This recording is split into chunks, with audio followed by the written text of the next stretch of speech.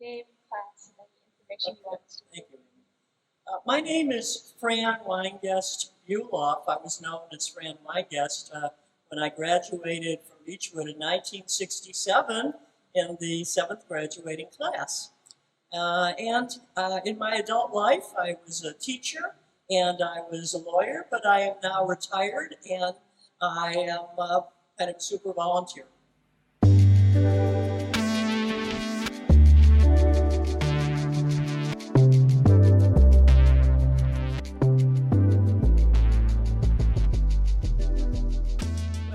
On a personal level, Amy, I would say my marriage to Aaron Bulloff, which will be celebrated as our 48th anniversary later this month, and we ended up with 2 great kids, Toby and Jordan, and 3 wonderful grandchildren, Julian, Adrian, and Bella. But I think you want to know about a professional achievement, and in that respect, I'd like to talk to you about my volunteer leadership for an organization called Validation Training Institute. The Validation Training Institute, or VTI, is a nonprofit organization that focuses on the needs of caregivers for older adults living with dementia. I began serving on the board of VTI in 1989, in part to meet my own needs because my mother was declining with dementia. And I stayed on the board and I became president in 2010. I'm still president. I guess nobody else wants to do it, so I'm doing it. But it has been a great source of pride to me because I have watched this organization grow to have an international presence in 13 countries and to have vast online resources in 9 languages. And we've expanded our training from caregivers to family caregivers to emergency providers. It's very exciting to see people being trained in Germany in hospitals as volunteers to work with people who are admitted who have dementia issues. And in Switzerland to know that it's part of the standard curriculum of nurses. So that's been really exciting for me. And it's been my privilege to promote the work of Naomi Feil, who started out in Cleveland. That's how I met her. But in the process, I've engaged with people from all over the world. And it's just been a wonderful experience. I find that I draw on my legal, teaching, managerial, writing, and leadership skills all the time with VTI, and I'm happy to say that I developed some of those skills right here at Beechwood High School.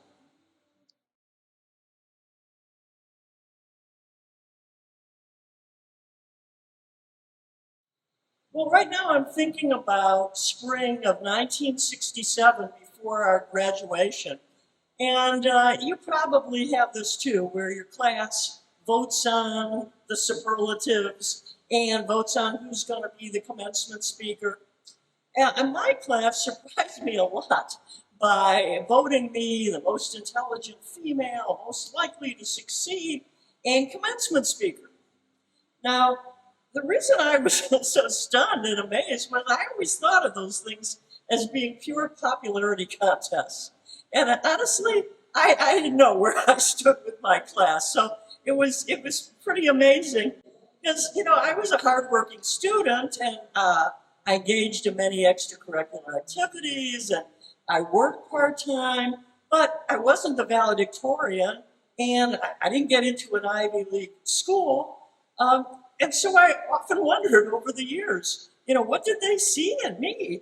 And did I ever fulfill their expectations? And I think that for me, it was a vote of confidence from my classmates or my peers that I wasn't expecting. And it kind of comes around again to the induction into the Beechwood Gallery of Success, which once again surprises me and once again has me saying, you know, why me?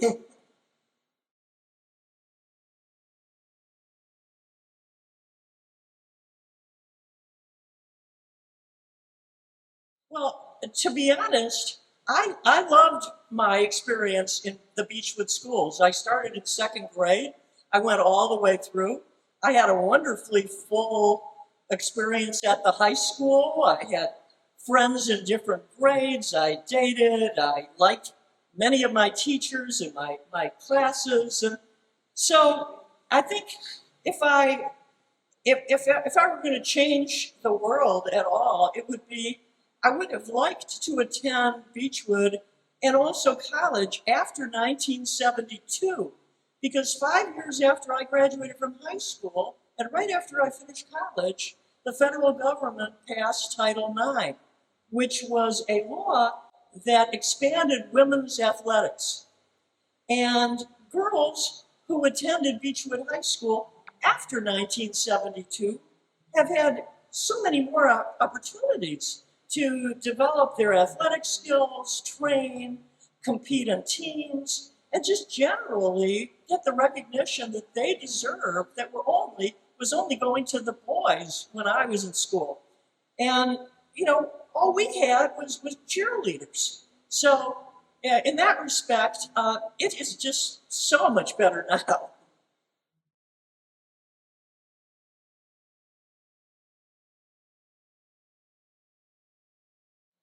Well, I think I have to be serious for a moment and tell you that I believe that a lot of teens are very unhappy, particularly while they're in high school. They're self-conscious about the way they look. They may be out of the mainstream in their heart's desires. They may not be academically motivated. And generally, they just feel like they don't fit in. And the good news to them and to everyone really is that you have the rest of your life to become the person you really want to be. And the bigger world has many more avenues to acceptance than your experience in high school. I've seen people who were overweight and pimply and wore heavy glasses and braces, who really were self-conscious about their looks in high school, who became very attractive people as adults, and they were able to transform themselves and become a lot more self-confident as a result. I've also met classmates who said they didn't bloom until college or even later. So you don't have to feel like this is the end of the world for you or the end of the road, because it isn't. I've also known people who struggled with identity issues and relationship issues early on who later found happiness. So my feeling is, don't give up on yourself. Don't let others define you. And don't let them put you down or make you feel bad about yourself. You have the opportunity to continue to grow as a person, and you can find your true passions and where you fit in once you leave school.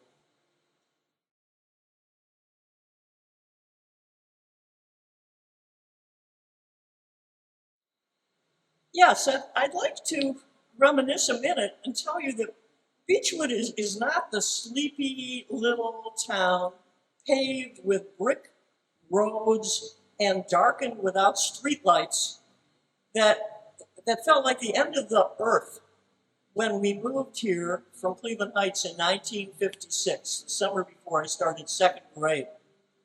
Beechwood has grown not just in population, technology, amenities, and commerce, but also in diversity.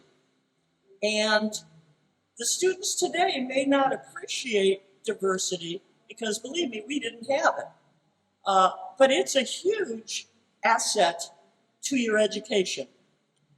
The ability to get along with people who are different than yourself, to be respectful, to show kindness toward others, informs you in a way that the classroom does not, and it will make you a better citizen of the world.